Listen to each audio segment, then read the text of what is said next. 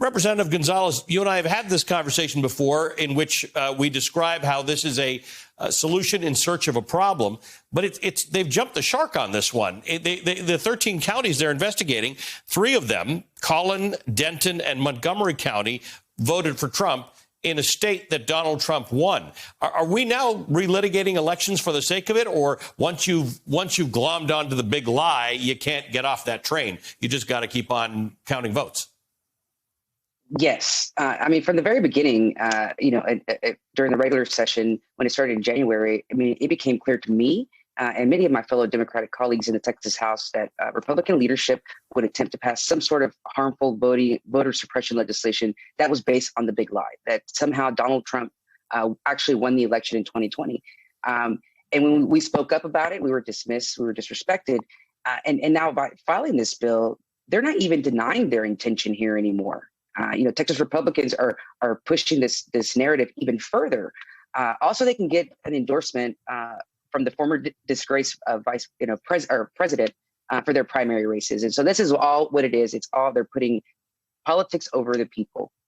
It's very strange, Representative Johnson, because the things that they are imposing, the things that you have all left to prevent from being passed, again, are problems that were not problems in the election. So when we talk about 24-hour voting or drive-through voting or prohibiting elections from proactively sending out absentee ballot applications to those who have not requested them, increasing criminal penalties for election workers who run afoul of regulations, none of these things actually happened in the election.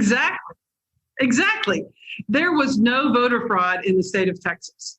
And the crazy thing is that the author of this bill is from Montgomery County. And so he's basically wanting an audit of his own election that he won. And so it absolutely makes no sense whatsoever. This really is an attempt for them to try to justify filing these oppressive voter bills to keep Democrats and to keep young people, to keep elderly people, to keep disabled people, to keep people of color, to keep busy moms with too big a schedule from voting. They're trying to slim the margins at the end to try to retain power. And these sorts of tactics are what they're trying to do. They have not had public opinion in their election bill, so they're having to file this kind of stuff to justify what they're doing. Representative Gonzalez, Vice President Harris today met with poll workers and election officials about the threats that they're facing and the challenges they're facing. Let's listen to a little of it. You're the people who make elections happen.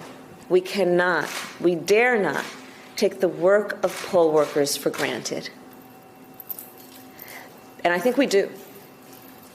But the work of poll workers unencumbered, without intimidation, without threats, should be a commitment that we all have, not only to them who serve, but to our democracy.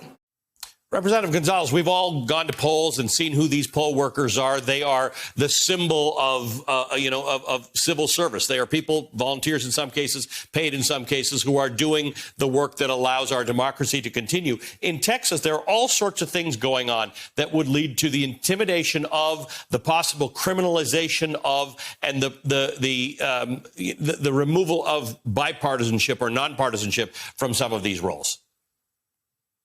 Yes, and so one of the big problems with that is that it's already hard for us to find poll workers as it is, and so legislation that adds a violation, a criminal sanction to poll workers for simply denying access to a poll watcher, given and even if they've had a problem with them in the past before, that is not enough. The way that this bill HB 3 is written is that it limits it gives untrained partisan poll watchers unfettered access to roam a polling location, while also limiting the power of a poll worker to be able to conduct the elections.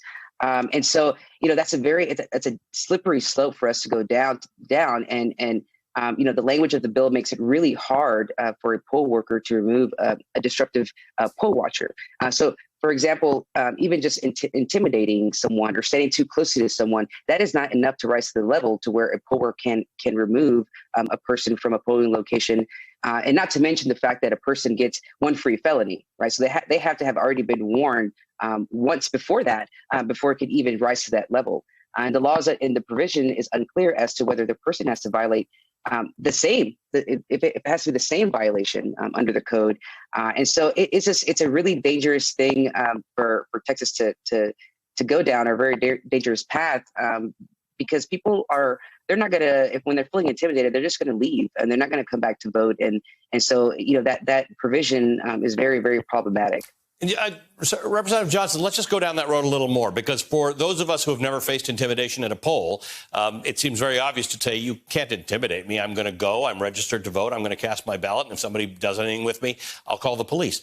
That's not the history of this country. Voter intimidation, polling place intimidation plays a very, very big role. And what Texas is saying in some of this legislation is we're OK with some of that. That's exactly what they're saying. And what they're really trying to do is imagine the insurrectionists that stormed the Capitol on January 6th. A lot of them were from Texas. Even one was a state representative, a Republican from Texas.